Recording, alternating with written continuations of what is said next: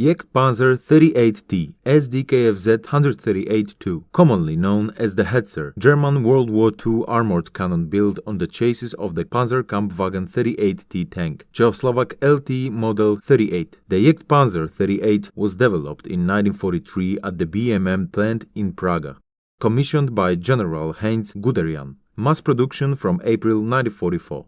In modern literature, it is popularly called Hetzer. Although it was not the official name, it was intended for the unproduced E-10 tank. Nevertheless, it was also used during World War II and is found in some documents. The greatest advantages of the vehicle were its fast and cheap production, low silhouette and highly sloped armor plates which favored the ricochet of shells. The main disadvantage was the placement of the gun on the right side, as it was designed to be loaded on the right side, but the loader on the vehicle was on the left side. This caused problems for the gunner and loader, which reduced the rate of fire. The Germans managed to use the quiet old PzKpfw 38 chassis for cheap mass production of the vehicle, which was effective in the last period of the war. From April 1944 to the end of the war, in Europe in May 1945, the Germans built 2,584 Hetzer, mainly in Czech factories of Skoda.